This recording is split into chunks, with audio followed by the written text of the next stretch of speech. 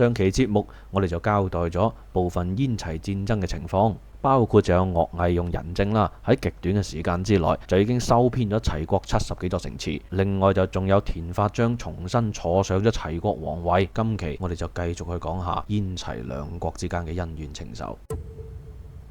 喺呢個時候，燕國嘅大軍已經深入到齊國嘅腹地，奮力咁樣去進攻緊安平呢個地方。咁啱得咁巧，首都臨淄嘅一個基層城管呢，佢個名叫田單。呢個時候就正好喺安平呢個地方。當佢收到燕軍向東進發嘅信息嘅時候啦，心入邊即刻就警覺咗起身。佢好清楚燕軍今次來勢洶洶，安平呢個地方真係好難抵擋得到嘅。就係咁樣，佢就開始好仔細咁樣觀察燕軍嘅作戰特點，絞盡腦汁咁樣去諗諗點樣可以應對得到。經過咗一番苦思冥想之後，田單就發現燕軍喺攻城嘅時候相當善於利用戰車進行衝撞攻擊，但係戰車嘅軸端呢，即係車軸嘅兩邊喺碰撞當中係非常容易斷裂嘅。就係咁樣，佢就即刻提醒佢哋家族入邊嘅成員，用厚鐵包裹住車輛嘅軸端。佢就對佢哋家族成員講啦：咁多位叔伯兄弟，燕軍今次來勢相當兇猛，安平呢個地方恐怕好難堅守噶啦。我哋一定要提前做好準備，咁樣先至可以喺戰亂當中保存得到我哋家族嘅。我研究咗好耐噶啦，只需要用厚鐵包裹住軸端，咁就可以確保得到我哋喺逃亡嘅時候，車輛唔至於被撞壞，咁樣先至有一線生機可以逃出生天啊！冇幾耐之後，燕軍果然就打到嚟啦。去到安平淪陷嘅前夕城入邊嘅百姓紛紛都搏命逃走，路上面嘅車輛相當擁擠，仲緊要過早晚高峰嘅東風路。呢個時候，大家心入邊可以話乜都冇諗，淨係諗住點樣可以盡快着草。車輛與車輛之間已經完全顧及唔到安全距離，軸端之間亦都相互碰撞，好多嘅車輛亦都因為軸端斷裂而翻側。呢啲百姓亦都冇辦法啦，只可以被燕軍嘅追兵所俘虜。喺咁多個百姓當中，唯獨就只有田單嘅家族，因為軸端一早就有厚鐵保護，最終係逃出咗安平，去到咗即墨。攻陷安平之後，燕國嘅軍隊可以話係銳不可當，齊國全國上下幾乎全部都俾燕軍佔領晒，唯獨就剩低翻即墨同埋莒城仍然喺度奮力固守。燕軍呢邊呢，統帥樂毅就將佢哋嘅軍隊重新再編組，命令右路軍同埋前路軍包圍莒城，左路軍同埋右路軍包圍即墨。即墨城嘅城主呢，亦都係性格相當之剛烈。呢個時候主動出擊去保家衛國，但係可惜始終都係以卵擊石，冇幾耐之後就陣亡咗啦。喂，城主都收埋檔喎，即墨城嘅百姓呢，非常之緊張啦。但係喺呢個危急嘅時刻，忽然間有人就諗起咗田單喺安平攻防戰時候嘅計仔，有人就開始講啦：喂，安平攻防戰嗰陣田單家族呢，用嗰啲厚鐵罩住個車軸，咁樣呢，先可以安全咁脫險咋。哇！嗰個田單擺明就係一個好有智慧軍事家啦，如果唔係點識呢啲啫，係嘛？即墨城嘅鄉親父老聽完之後，覺得相當之有道理啊！就係咁樣，大家就推舉咗田單去繼任即墨城嘅城主，繼續去抵抗燕軍。面對住莒城同埋即墨呢兩座孤城，樂毅係採取圍城嘅策略，但係1年時間就過咗去啦，依然冇辦法攻破。樂毅呢個時候亦都係相當之心急，因為佢好明白呢兩座城池如果唔可以攻陷嘅，燕國對齊國嘅統治亦都係相當之難鞏固。於是乎，佢就下令解圍，喺距離城池9里嘅地方紮營，同時亦都頒下咗軍令，就話啦：城入邊嘅百姓如果要出城嘅，唔准侵犯；如果生活困難嘅，一律接濟。我哋燕軍務必要百姓仍然可以經營佢哋嘅舊業，並且要安撫好逃亡而嚟嘅燕國難民。樂毅希望用人證嘅方式，令到城入邊嘅百姓感受到燕軍嘅善意，從而瓦解佢哋嘅抵抗意志。但係又過咗3年，兩座孤城依然都仲係兩座孤城。樂毅心入邊亦都相當無奈，佢睇住即墨同埋莒城嘅方向，心入邊就諗：呢兩座城池點解咁堅固嘅呢？唔通我真係冇辦法攻陷佢哋咩？與此同時，喺燕國嘅朝堂上邊，可以話讒言盡起啊！有一個對頭人就向燕昭王去督樂毅嘅背脊，就話啦：啟稟大王，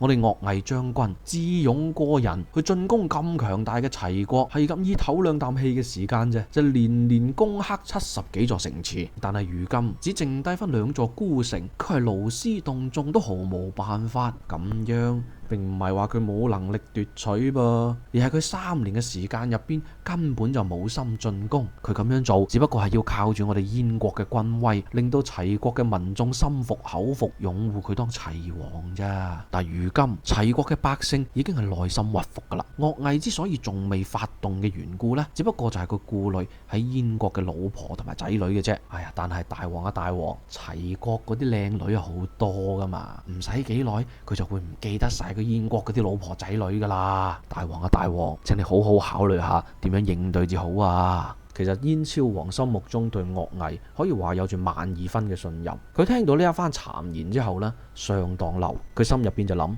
岳毅為我燕國立下赫赫戰功，點會做出咁忘恩負義嘅事？呢個人一定係妒忌岳毅有功勞，故意挑撥離間。於是乎，燕昭王就舉行盛大嘅宴會，將呢隻金手指叫咗出嚟，指住佢個鼻就話啦：我哋先王將國家讓俾賢能，並唔係話企圖將土地留翻俾我哋嘅子子孫孫，只不過先王所託非人，呢個人人品唔夠啫，唔可以承擔呢一項重託。哪怕貴族又好，百姓亦都好，都唔可以接受呢種安排。而齊國橫蠻暴虐，趁我哋燕國有危機，謀害先王。寡人繼位之後，可以話對齊國恨之入骨。對內寡人禮遇各位大臣卿家，對外寡人亦都邀請賢能，目的好簡單，就只為報仇雪恨。只要可以成功，寡人甚至可以同佢共同管理我哋燕國都冇問題。而如今岳先生親自冒險犯難，為燕國大破齊國，甚至乎剷平佢哋祖宗社稷，以報先王被殺之仇。齊國本來就係岳先生嘅，並非燕國疆土。岳先生如果可以主持齊國，同燕國和平共存，永結友好，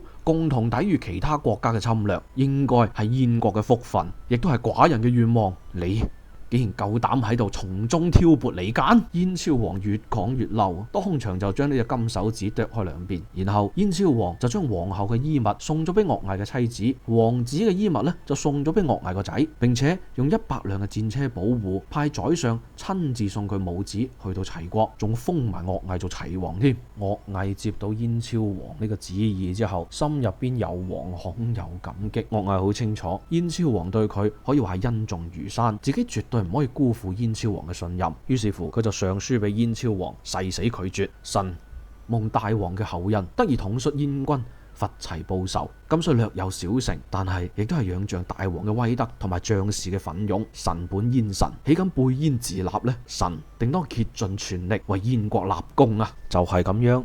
甚至乎連齊國嘅百姓啊，亦都相當敬佩岳毅嘅忠義。其他嘅諸侯封國亦都畏懼佢嘅信用，再都冇人夠膽出嚟去督佢背脊，亂做個謠啦。呢一 pair 君臣情義真係令人感動。唉，但係可惜啦，冇幾耐之後，燕昭王就逝世，由佢個仔叫做姬岳之，岳就係音樂個樂啦，岳毅個樂，之就係嗰個資本家個之，就由呢個姬岳之去繼位作為新一任嘅燕王。我哋後世呢，就稱之為燕惠王，優惠個惠。其實燕惠王喺做太子嘅時候呢，就對岳毅相當唔滿意噶啦，因為佢覺得岳毅功高蓋主，自己繼位之後恐怕相當之難駕馭啊。而去到即墨呢邊啊，田丹得知道呢一項情報之後呢，心入邊係非常之開心。佢知道呢個係一個好難得嘅機會啊，於是佢就決定用反間嘅手段喺燕國四處散佈謠言，就話啦。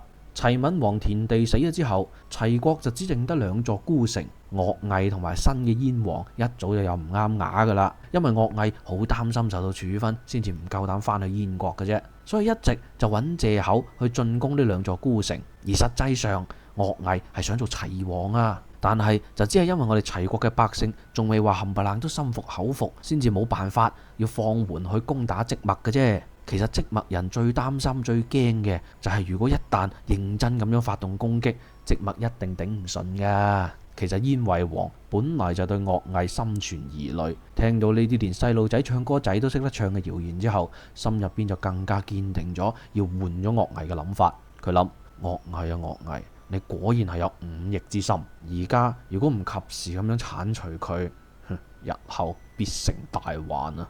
就係咁樣，佢派咗佢大將叫做騎劫，呢個名好特別啦嚇。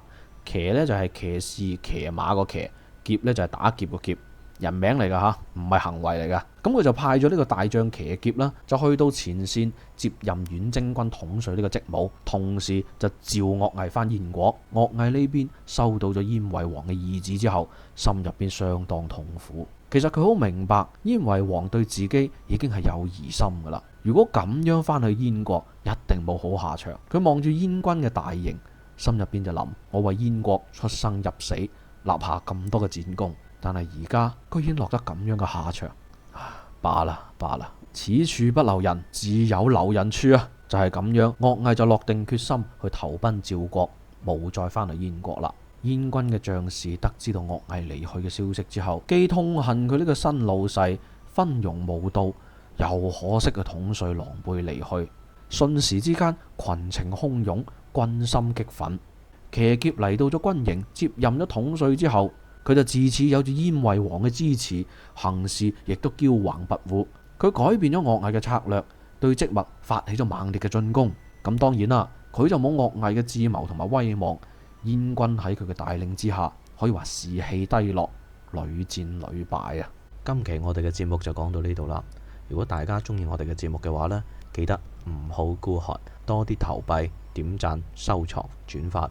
大家嘅呢啲操作係可以好有效咁樣將我嘅呢系列影片啦，去推廣到更多人去睇到。咁樣嘅話呢，我哋嘅粵語環境就可以越嚟越好。多謝你嘅支持，下期節目見啦，拜拜。